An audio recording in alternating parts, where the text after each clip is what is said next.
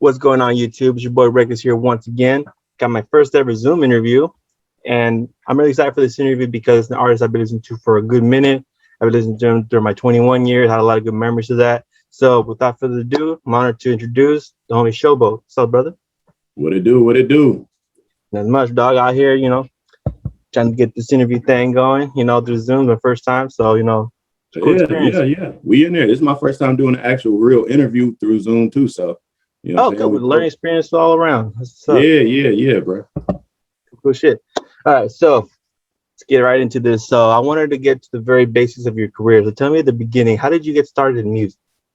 I mean, depending on how far you want to go back, like for real, like I really got into music like in like elementary school, you know what I'm saying? Like where I just was passionate about gangster music specifically, you know what I'm saying? Yeah. So I started out listening to like Eazy-E and NWA and stuff like that, and then kind of graduated into it. And then later on, I decided that I wanted to actually get into music, but I was real heavy on like the entrepreneur side, because that's kind of like more of my focus, like is on the like business shit.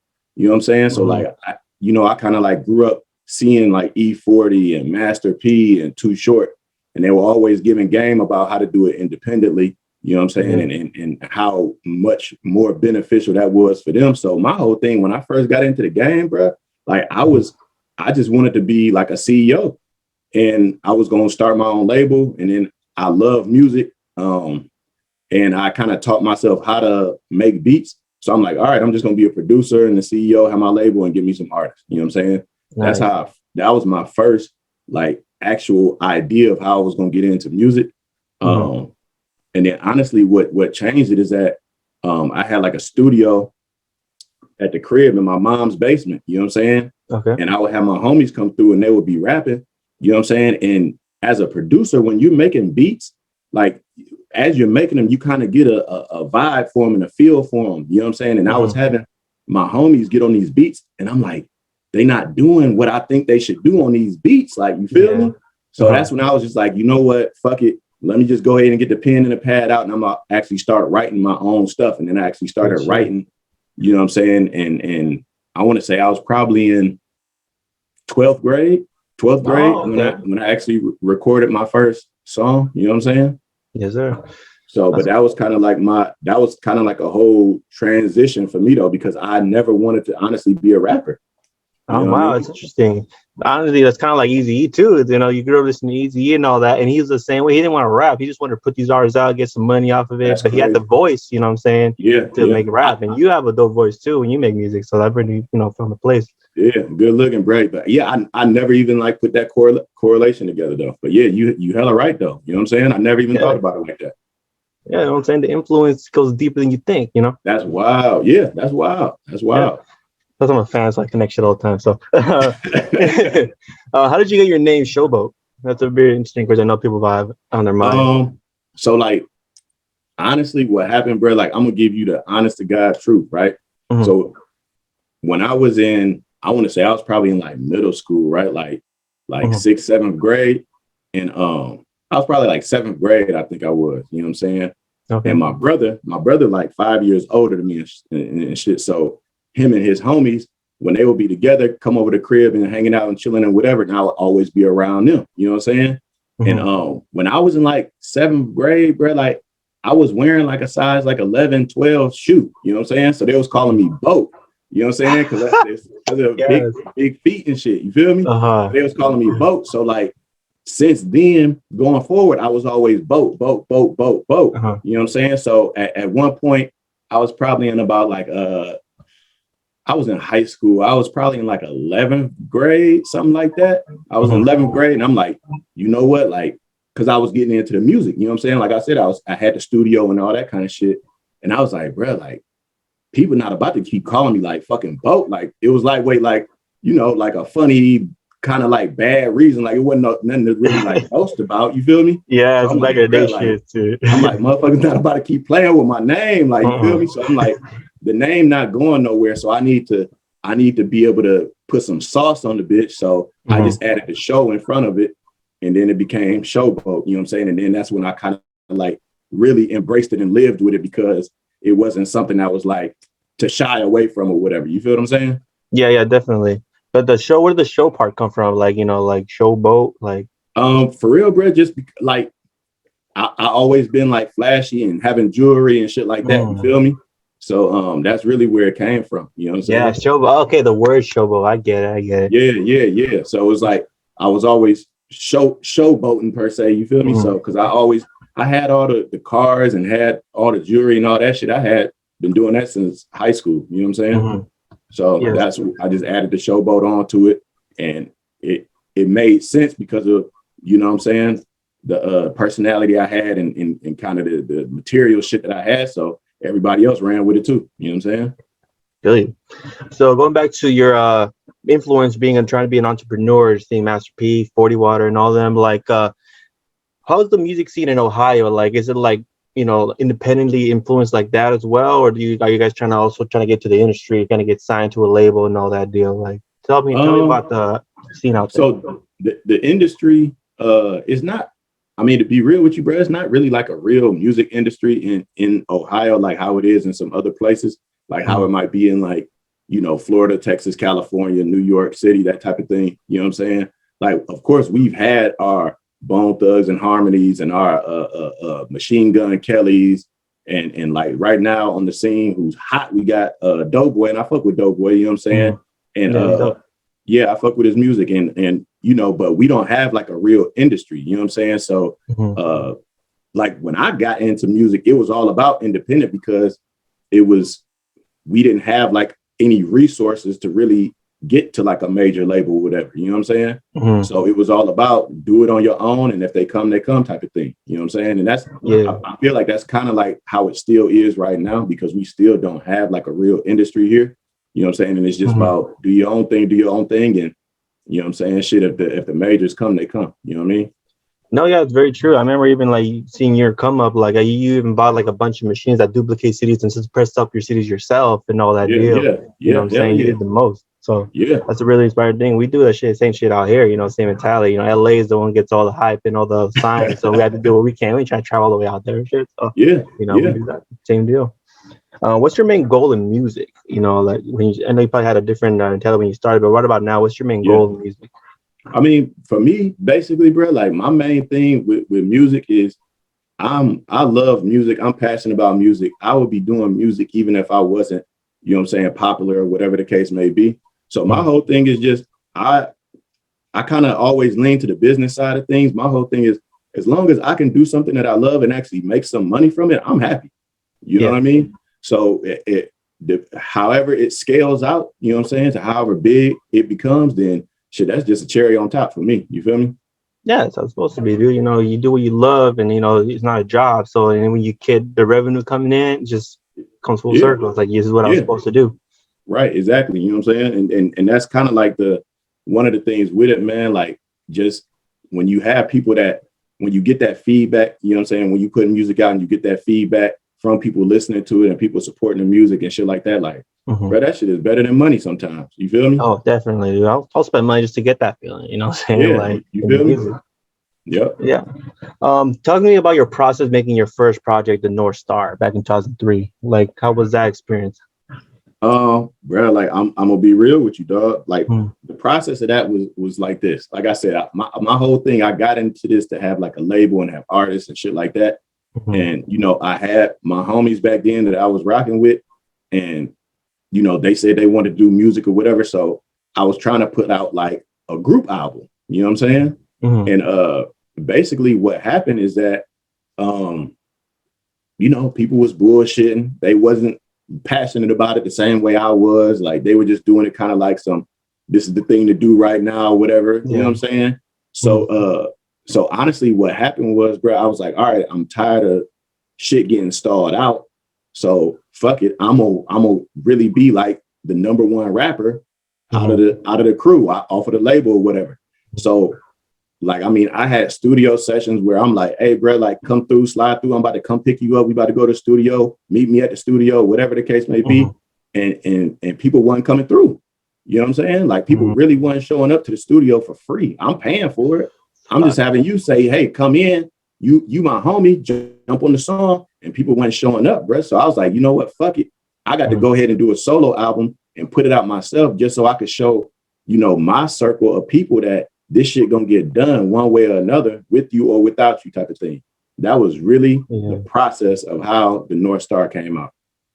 Yo, that's the real shit, dude. Because that's how you know from the get, like, who's gonna be on your team or not. Because a lot of people think it's just a game or it's fun or people just gonna bullshit. But if you're really passionate, you can't come up with that kind of attitude. You gotta be about it. You gotta be out there, show up, and do your thing. And at that point, bro, like I had thousands of dollars wrapped up into this shit already, and I hadn't even put out a project yet because I had a studio. So I bought all this equipment. You know what I'm saying? I'm buying MPCs and synthesizers and all kind of shit. Like I'm buying the digital rolling joint to record on and all that type of shit. Like I'm having thousands of dollars already in it before I ever put out a project, and I was trying to use it just for, you know what I'm saying, I wanted to bring my artists in. So when they was playing around, I was like, fuck it, I got everything right here. I already got everything. I just gotta get it done myself. You know what I'm saying? You know, I mean, you being a jack of all trades, getting the production part of it, you know what I'm saying, the CD duplication later on, and just having the studio itself. It's just like, man, why wouldn't you take advantage of that shit? Huh? Yeah, so exactly. Crazy. Yep. And later on, how did you hook up with Ampichino? So like I'm from Cleveland, you know what I'm saying? And Amp is Ampichino from Akron. So Akron is probably about like 30 minutes away from Cleveland, you know what I'm saying? From at least from where my neighborhood in Cleveland.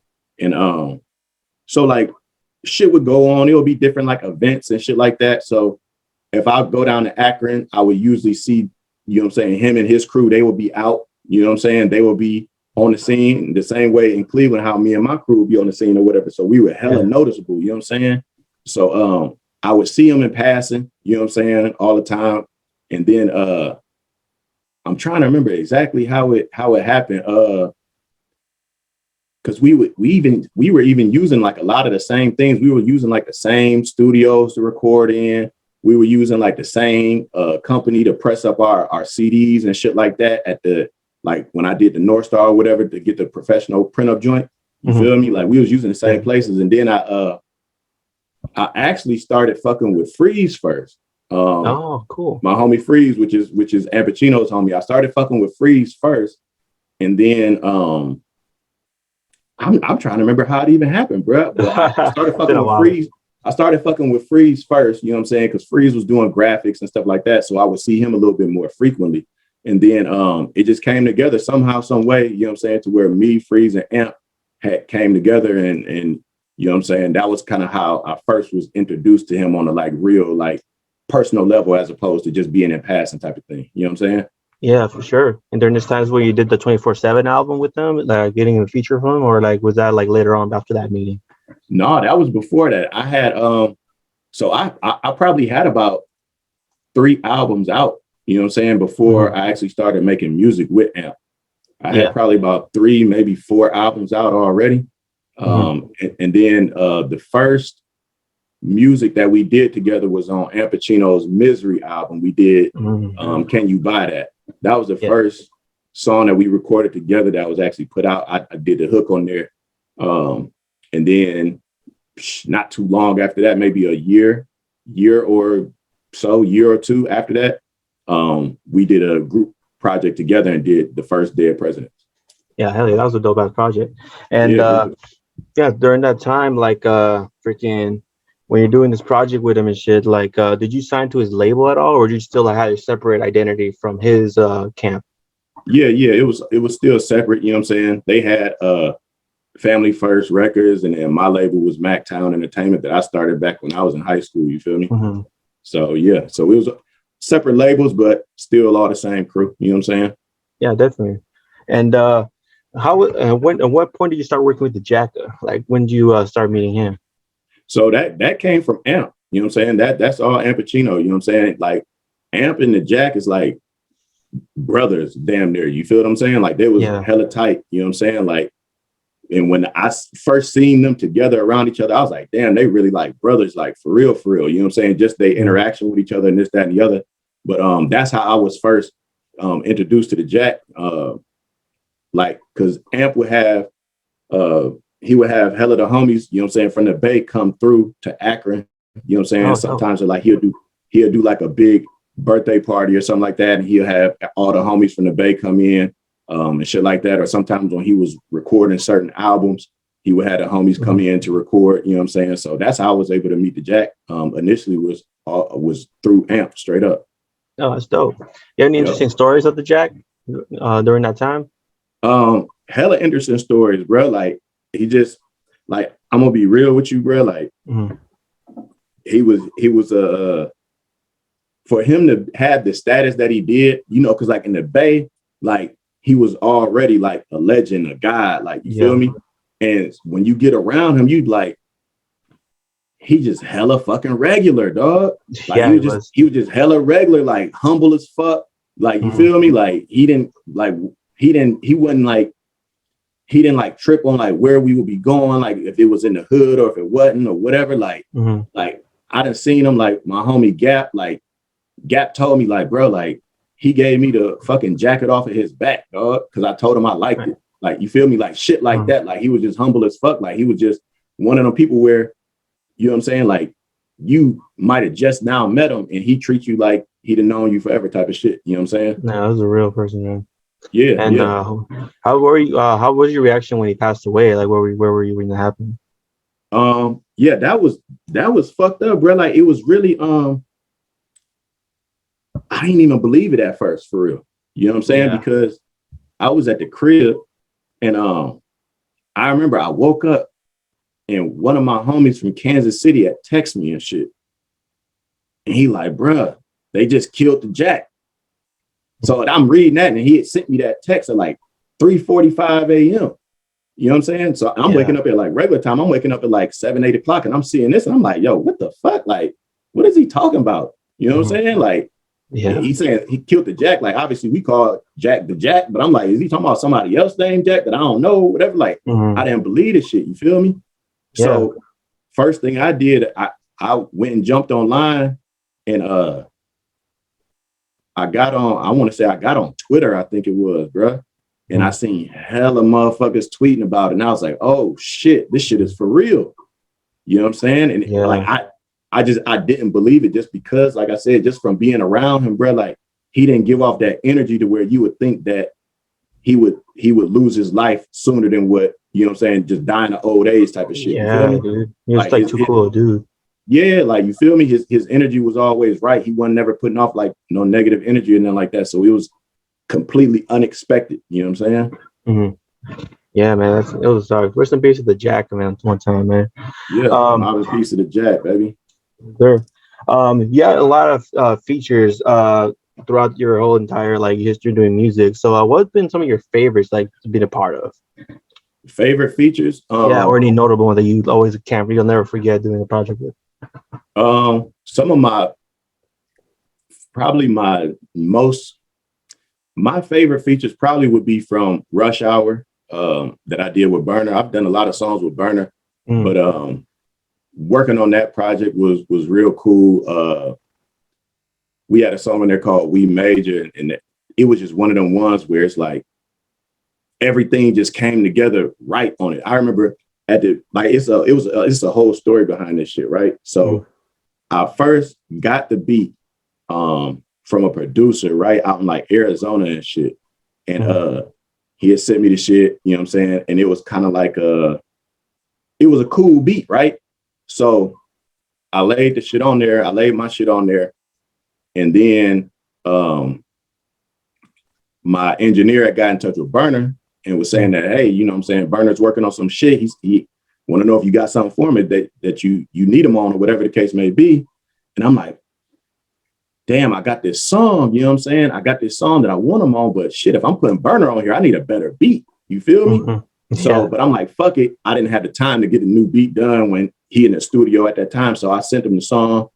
He laid his shit on it. My shit was already on there. Like my hook and my verse was already on there. Then he laid his shit on there and I got it back and the shit was so hard. And I'm like, bro, like I got to get a new fucking beat for this, bro. I got to do this thing all the way justice. So I then took that and I gave it to my other producer, D-Brick, and he made a completely new beat for the song. You know what I'm saying? Like tailor-made for the song.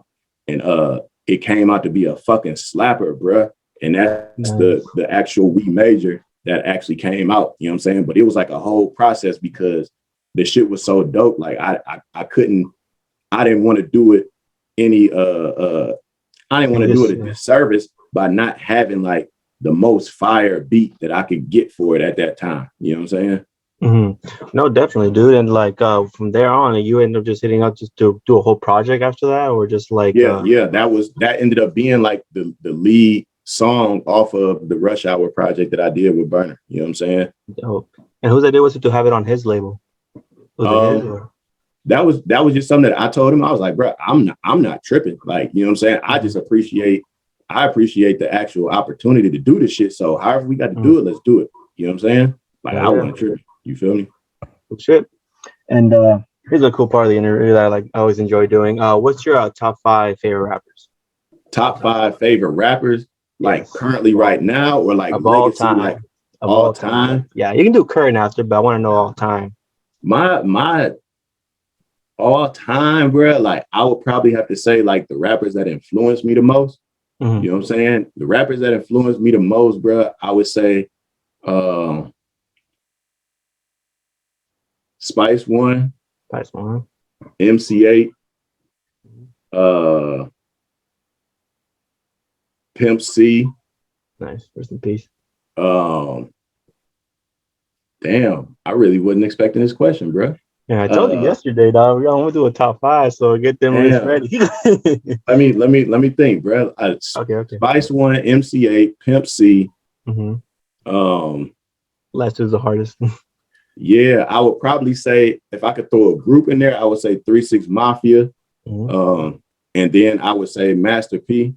Master P, not so much because everybody say, oh, well, he can't rap, like, but but look, on some real shit, bro, as a real, like, straight up fan of No Limit Records and Master P, bro, he was dropping so many fucking gems in them songs and giving so much game. Like, I wouldn't, like, without listening to Master P, I would not have been able to go the independent route with music the way I did and be able to make it what I made it. You know what I'm saying?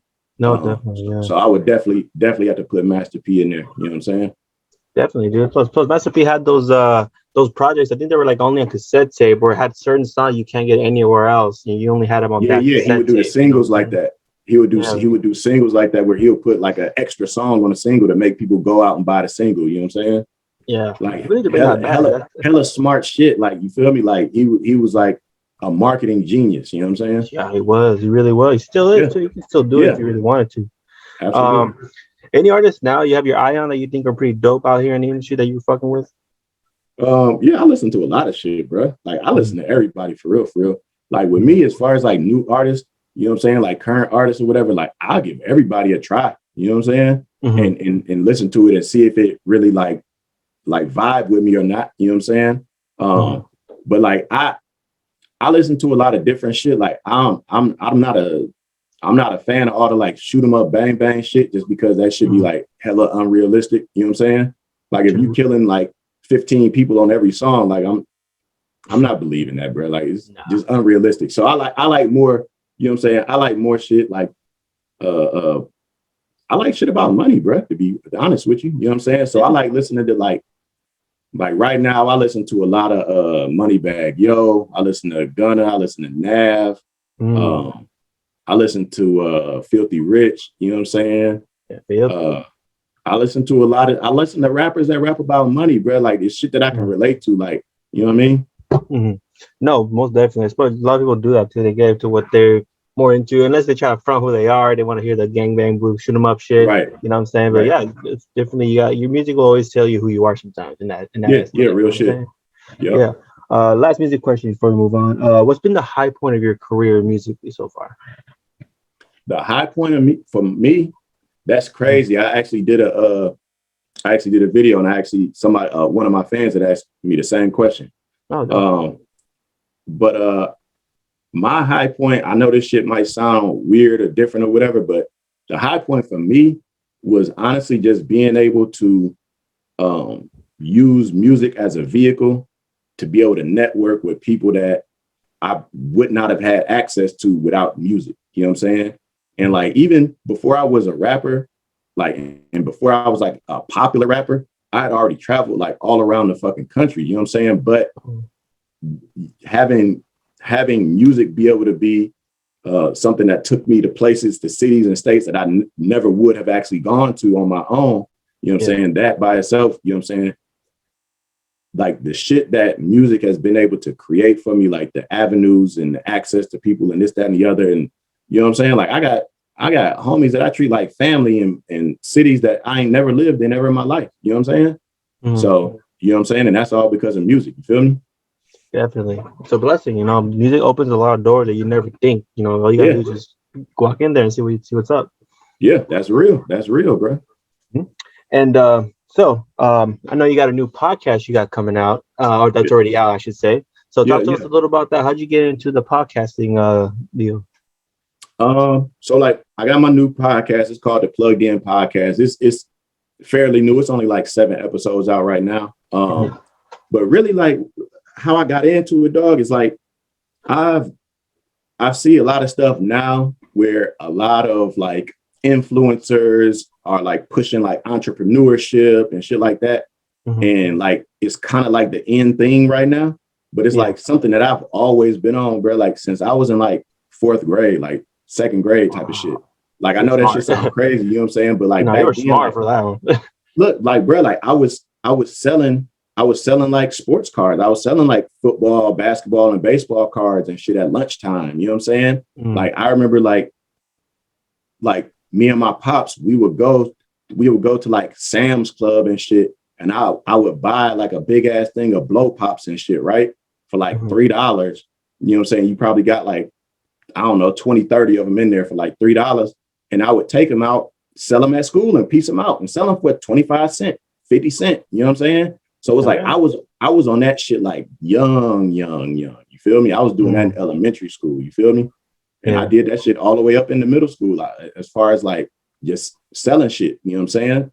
Buying shit and selling it. You know what I'm saying? So I've been on it, like, you know what I mean? And I remember when I was little, I seen this weird ass word because I used to read all the magazines and shit like that. You know what I'm saying? And I seen this weird ass word and I couldn't pronounce it. You know what I'm saying? So I asked my pops, like, what is this word? Like, what is this? This shit look is long as hell. Like, what is this? He was like, oh, that's entrepreneur. And I was like, oh, what's an entrepreneur? And then he explained to me what it was. Like, basically, you know what I'm saying? Somebody that's kind of like self-employed, has their own business, whoop-de-whoop. And I was like, oh, that's what I want to do. And he was like, oh, okay. So like, bro, when that conversation happened, I was in the 5th grade. You know what I'm saying? I was in the 5th grade. So from that point on, you know what I'm saying? Like my pops, who was, you know what I'm saying, heavy into like business and shit like that, he would talk to me like an adult and like just kind of gang me up. Cause I would say shit and he was like, oh, well, in order to do that, you got to do this. You got to have this. You got to whoop. You know what I'm saying? Like he would like just kind of give me little like jewels and gems, you know what I'm saying, that I kept with me. You know what I'm saying? And so like from a young age, I was kind of heavy into that. You know what I mean? So so for me, it's something that I've been like real life living for a long time. So I'm like, all right, well, this is something I actually really do that I'm actually passionate about. You know what I'm saying? It makes zero sense for me to have all this experience and all this wisdom and all this knowledge about so much shit and not spread that love to the people that support me. You know what I'm saying? So that's kind of like the reason why I started the podcast. So and especially like just to get a little deeper with it, like in like minority communities, bro, like financial illiteracy is like sky high. You know what I'm saying? Like sky high, like, you feel me? So that's something that I've been on. You can go and listen to my old songs. I'm talking about having a dope credit score and shit like that. Like bro, I was having a dope ass credit score like 17, 18. Like I started building credit at 17. You feel me? Yeah, you're doing that knowledge before Jay-Z started talking about it, man. But yeah, so like for real. So I'm like, all right, well, that's something that I know hella shit about. So let me go ahead and give this information to my folks that fuck with me. You know what I'm saying? Because I feel like there's nobody in like this space that I'm in, you know what I'm saying, that's really kind of giving out that game and giving out that knowledge. So I'm like, fuck it. It doesn't benefit me to have all this experience and wisdom and just keep it to myself. You know what I'm saying? So I'll give the knowledge out. I'll give the game out to anybody that's willing to listen. You feel me? No, yeah, and I appreciate that artists doing that, because a lot of people, if you hear a lot of the music, they talk about how they're in the struggle. There's no way. There's only way I knew. And then like to have somebody Yeah, like bro. you to be able to like you're already in their ear. You already have their music, and there's bumping. So might as Right. well also have an extra extension of like here's some game too, so make money a legit way. Make sure you have equity Yeah. and you have like stuff for your kids later on and stuff. It's really Period, good, bro. Like with me, like I love making music and I love being able to entertain my fans and talking my shit and this, that, and the other, you know what I'm saying? But that shit is always good, you know what I'm saying? Like music, a lot of people like live and die by music, you know what I'm saying? They need music in their life. So I love being able to kind of give that to my fans and my supporters. But at the same time, I can also give them this shit from my podcast that's bringing them even more value because it's showing them how they can make more money. Like, bro, like you can entertain me all day, but if you tell me how I can make more money than what I have right now, I'm really going to be fucking with you. You know what I'm saying? No, exactly. So, and to anybody trying to get into like, stocks and bonds, give a little game to some people out here listening to this. Like, so if they want to like start investing, what's the first thing they should do? First thing they should do is what I did. First thing I did was actually do your research first and understand what the stock market is, or if you into crypto and that's something that you want to jump in, do the background on it to find out exactly what it is. So you have that foundation. So you can understand what it is, how it works, what's the purpose of it, this, that, and the other. And then from there, the easiest thing I would say, get the Robinhood app. You know what I'm saying? That's the best app that you can use for investing. You know what I'm saying? It's like the premier app to use for stocks. You know what I'm saying? They also have cryptos on there too. They probably got about like 6 or 7 cryptocurrencies you can buy on there. You know what I'm saying? And then as far as how much money you should use to like start investing, I would say the best way is you should use an amount of money that if you lost it completely, you would not be fucked up about it. You know what I'm saying? Sure. Like, or just money that you don't mind just sitting to the side for X amount of years. Like, you know what I'm saying? So disposable income is what I would use for it. You know what I'm saying? And perfect. Don't go all in, you know what I'm saying? Especially when you don't know it like that yet. You're trying to kind of get your, gather yourself and find out how it works. You know what I'm saying? But yeah, that's usually the best knowledge I can give somebody about how to actually start. You know what I'm saying? Mm-hmm. And a lot of people make a lot of mistakes in it. Like one thing I heard, I don't know if it's true, you can correct me if I'm wrong, but I know like one thing you shouldn't do, which is probably a no-brainer, but you shouldn't have like all your eggs in one basket. Like say, oh, Tesla's doing hella amazing, I'm gonna put all my money into this and just like see if it goes up and shit. You know what I mean? Like that's a big mistake, right? Yeah, that's true. You know what I'm saying? So what that is, that's a term you probably heard before where people say diversify your portfolio. You know what I'm saying? So basically what that means is just you want to have your, like the stocks and the companies that you're getting, you want to have them in different industries. You don't want to have just all tech shit. You know what I'm saying? Because there's certain things that there's different flows to the market, like ebbs and flows, like it goes up and down. You feel me? So like the first thing that happens a lot of time, depending on what's going on in the economy, people like big financial firms and shit like that, they'll sell off the tech stocks. Yes, usually the first thing that they'll sell off is the tech stocks. I don't know why, but that's what they do. So if you got all tech stocks and something's going on, like people worried about inflation right now, you feel me? So a lot of these financial firms are selling off the tech stocks for their clients. But if you got all tech stocks, you're gonna be all the way fucked up. So you want to have your stuff in different industries. Like even with me, like I diversify mine even more because I have my stocks in different industries, but I also have cryptocurrency as well in my portfolio. So it's like it's completely diverse. You know what I'm saying? Definitely, dude. And going back to just to get everyone a brief info because they're here listening to this and they're already lost. Like I'll give a little overview of like what cryptocurrency is and what stocks is. Just a small brief summary, just in case they might not know exactly what it is. So like basically with stocks, you know what I'm saying? The easiest way, the simplest way I can explain it to somebody who might not know a lot about stocks is basically, you know, not all companies, but a lot of big companies are publicly traded to where that means that they are on the stock market. And basically when you buy stocks, you're buying shares in that company. As layman's terms, I could explain it is that buying shares or buying stock in a company, you are becoming a minority owner of that company. So you can buy one stock or you can buy 1 million shares of stock in that company. But it's basically like you are a minority owner of that company. That's really what it is. You know what I'm saying? Cryptocurrency is completely different because cryptocurrency has so many different uses. You know what I mean? So there's some cryptos that are used as like a store of value, like with Bitcoin. Like Bitcoin is not really, like, I'm gonna be real with you, bro. Like the Bitcoin that I own, I'm not about to use my Bitcoin to go buy fucking groceries or some shit like that. You know what I'm saying? I think out the pizza.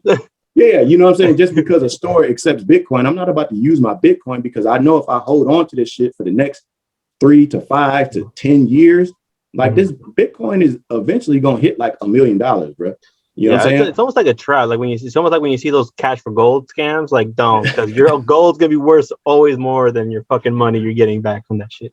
Yeah, because like with Bitcoin, there's a limited amount of it. So there's only gonna be like 21 million Bitcoin that ever exists.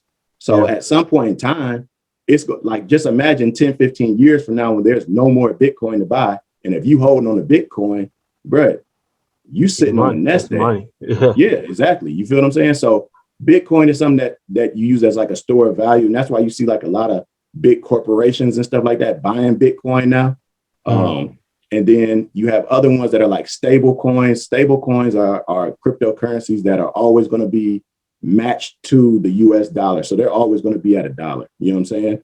Those are used for a lot of trading and purchasing and stuff like that. And then you got like meme coins like Dogecoin, where they don't have any utility at all. You know what I'm saying? Yeah. Like Dogecoin was started as a joke. All the other meme coins, they were started kind of like as a joke. You feel me? So they don't have like a utility.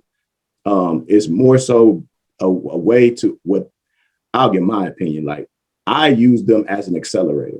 You feel me? Like I'll fuck with the meme coins like Dogecoin and Shiba, and like I've been seeing people talk about Safe Moon and shit like that. Like I'll use those as an accelerator, because when you buy into those low, whenever they do take off, like it's gonna be, you know what I'm saying, 300-400% what you bought it at. You know what I'm saying? Like with Dogecoin, I bought Dogecoin when it was less than a penny, dog. So when Dogecoin went crazy, like around 420 and got up to 42 cents, I bought it at less than a penny, bro. Like, so like the money that I made off of that was like 1,500%, you know, 15, you know what I'm saying, from where I bought it at. You feel me? So it's like I made hella money off of Dogecoin. So that's why I say I use meme coins as like an accelerator because there's not really a stock that you can buy. Like I bought Dogecoin in December and it blew up by April. There's no stock that you can buy that's going to X that many times.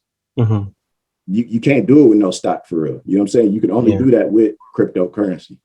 So, and to put it in layman's terms, basically these little meme coins that are used as accelerator, they're kind of like mini GameStop stocks, right? So they're just, you'll never expect them out of nowhere to just take off like they did. Right, because like GameStop is considered like a meme stock, because like the value of GameStop, wherever it is right now, I don't know what it's currently sitting at. That's not what the actual company GameStop is worth. The only reason why it's that high is because a community of people got behind it and pushed it up, basically inflated it up. Everybody just kept buying it. You know what I'm saying? Yeah. So, and that's kind of like the same thing that happens with Dogecoin. There's a community behind it and they all buy into it and make it jump up. And then other people see what it's doing. And then they like, oh shit, well, I'm about to jump in too. So then you get all the like people that are from the outside of that community jumping in, and then that inflates the price on it too. You know what I'm saying? So everybody wins with it. True. For me, it makes me think I should start joining Reddit so I can just start seeing like what's going on. Cause I heard that's where a lot of people got the information first before anyone else about the GameStop thing. So it's like they found out that loophole thing. Like, let's use it in their favor because they use it all the time, the rich people. So you know what I'm saying? That was a crazy ass thing. So the crazy thing about Reddit, bro, you got to be careful because there's some crazy fucking people in Reddit and like Wall Street bets and whatever. So it's like, so you kind of you gotta filter your shit through there. You know what I'm saying? Like me personally, the way I keep up with everything is that like every single day I'm on like 4 or 5 different social media platforms every single day. You know what I'm saying? Because I'm so heavy into the market, I have to know what's going on. You know what I'm saying? So like even with my Instagram, I post like news on my Instagram every single day on my story, because that's what I'm really doing. I'm really reading this news so I know what the current events are, what's going on. So that way I know, how is this going to affect my stocks? How is this going to affect my cryptocurrency? You feel me? So it's like, I'm always, that's kind of like where the name of the podcast came from, plugged in. I'm always plugged in. You know what I'm saying? Because I got so much money involved in this shit. I got to know what my next move is going to be. You know what I'm saying? And that's how I was able to benefit off of Dogecoin, was basically being plugged in and having my ear to the internet street of what's going on. And I made hella bands off of it. You know what I'm saying? Yeah. So everyone listening, just stay up on all these different platforms that give all this information. Not necessarily Reddit, because, you know, like you said, it's a lot of people on there. You might not, get some good information or whatever. Is that right? Or So you just gotta filter through. You gotta be aware of the source sometimes. You know what I'm saying? Or just follow the plugged in podcast. You'll get all your information there. Hey, that's the easiest way, bro. For real. You know what I'm saying? No lie. Yeah, like dead ass serious. That's kind of like what I kind of do with the podcast, is I talk about these things and I break it down into terms that people like me and you can understand. You know what I'm saying? Because a lot of these other YouTube videos that you'll see these people making, they speaking in these like hella technical terms. Yeah, I might be able to understand it. Yeah, it's like I might be able to understand it just because I'm deep into this shit. But somebody else that's newer or a beginner or just like a casual investor, that shit is going way over their head. They not understanding the context of what's being said. So that's why I kind of cater, you know what I'm saying, the Plugged In podcast to my demographic and talk to them in ways that they can understand, but also in ways that people from the outside that are from those other more like hella deep in the game communities, you know what I'm saying, when it comes to stocks or cryptos, they can understand what I'm saying too, where it's like not too novice, but at the same time is not talking over people's heads. You know what I'm saying? No, definitely. Yeah. So as everyone follow the podcast, the link's down in the description below. So if you want to peep that out, it's right there. And also follow them on Instagram. I also follow your stories. You also post a little updates here and there about certain stocks going up and down. So that's also a good thing to keep in mind. You know what I'm saying? Yep. Absolutely. You know what I'm saying? Yeah. Follow me on all my social media, because this is what I'm really doing every day. So you can pick up some quick tips and make a little bit of money just by following me and paying attention to what I'm saying and what I'm doing. Yes, sir. Lastly, when somebody has you just mentioned that Robinhood's the best one to go to for that kind of stuff. Like, what if somebody who's casually investing or someone has like stuff like E-Trade instead, or they have some other like platform? Should they just abandon that and go to Robinhood? Should they keep there? What's going on? I also have a question about that too. I would think. No, that's a good question, because there's a lot of other apps that are available, like Webull and stuff like that. But you can, so it's kind of up to you. You know what I'm saying? Because like the way I have mine, I have multiple apps. You know what I'm saying? So you can have different portfolios on different apps. You just have them separate. You feel me? So you can go about it that way. Or like, honestly, with like E-Trade, like they give you access to all the stocks that you could be looking for. They might not be as well versed in like cryptos. I don't know what. Yeah, there's none on there. You can only do all this stuff like Robinhood. That's what I found out. So that's the only thing. So you can still keep it E-Trade and do your stocks on there. And then you might, if you're looking for something to do like crypto on, you might fuck with like a Coinbase, or you can do like Robinhood, or you could do like a crypto.com. Those like Coinbase and crypto.com are more specifically for cryptos. You know what I'm saying? Yeah. So if you're looking for some, like, I think they have like 50 different cryptocurrencies you can buy on those. So there's like way more in depth. Whereas Robinhood, like I said, it's only like 6 or 7 that are on there. You know what I'm saying? So if you're really trying to get into crypto and do all the fly shit with cryptocurrency that you can do, you want to get on like a Coinbase or crypto.com. Yeah, most definitely. Yeah, I'm definitely gonna do that, because I had E-Trade when I started doing my stuff, because I started just when I worked at where I work at. So like, yeah, that's good to know for other people who also have different shit that they're not sure if they should abandon or not. And also like the one thing about some of the other apps, like the big thing with the big thing with Robinhood is that Robinhood doesn't charge you any fees, you know what I'm saying, for trading. Wow. So like on a lot of the other places, like I think E-Trade, do they charge fees for? I think they're starting to take it off now. They don't do that anymore. Okay. Because I remember back in the day they used to. Yeah, I remember back in the day they did. I wasn't sure what they're doing now, but a lot of the stock apps, they do charge fees. Robinhood doesn't charge any fees, so that's one of the big selling points of it. Why a lot of people fuck with Robinhood. That's probably why E-Trade changed that, because they're also really big, popular, apps for that shit. So they probably saw that, okay, we gotta get too much business. We should start advocating the same kind of stuff. So no more charging. So it makes sense. It's all about marketing and shit. Any companies people should look at right now that people should start looking into or investigating, or do you want to keep that secret? Insider trading. I mean, it's a lot of companies. Like right now, we currently in like a down market right now. You know what I'm saying? Mm-hmm. So just in general, this is a good time to buy, because you're gonna be buying the majority of stocks that you might be interested in. You're gonna be buying them at a discount right now because the market is down. You know what I'm saying? Because we had the pipeline down south had got hacked by the Russian hackers. So that's why you saw the people that was talking that couldn't get gas, and they was having the gas shortages. And then you have like this inflation that's going on with the prices of food and lumber and all these things. Like the price is going higher than what it normally is. So right now the market is down because of all that. You know what I'm saying? Everybody is kind of like being precautious. You know what I'm saying? They're scared of what's going on and how bad it will be and how long it's going to last as far as with the inflation. So right now the market is down. So anything you might be interested in right now is trading lower than what it might have been trading in like March. Nice. Okay. Yeah. So everybody make sure to buy right now. Right now is the time. Don't wait, because when it does, you'll be fucking kicking your ass like fuck. Why nice. Hey man, I love a discount. You know what I'm saying? So you gotta take advantage of it when you can. You feel me? Exactly. So that being said, do you have any besides the podcast, you have any other projects in the works you want to let people know about? Right now, that's the main thing I'm focusing on right now is the Plugged In podcast. Obviously, I still got music that I got coming up soon. I haven't nailed it down to exactly what project is going to be next. I'm working on like 3 different projects. So you just have to stay tuned in with me, man, so you can catch what the next one is going to be. You know what I'm saying? Because right now I'm just kind of juggling like 3 of them, trying to figure out which one is going to be first. Most definitely. All right. With that being said, I'd like to thank you for being part of this series. You know what I'm saying? It's an honor to interview. Absolutely, bro. I appreciate it, man. You know what I'm saying? Stay tapped in with me, bro, because we got more shit we could put together. You feel me? Oh, yeah. We're going to be in touch, bro. We got a lot more in the works coming out. And with that, I'd like to thank you guys for watching. Make sure to like, comment, and subscribe. Make sure to hit the annotation bell above to check out a new interview like this one right here.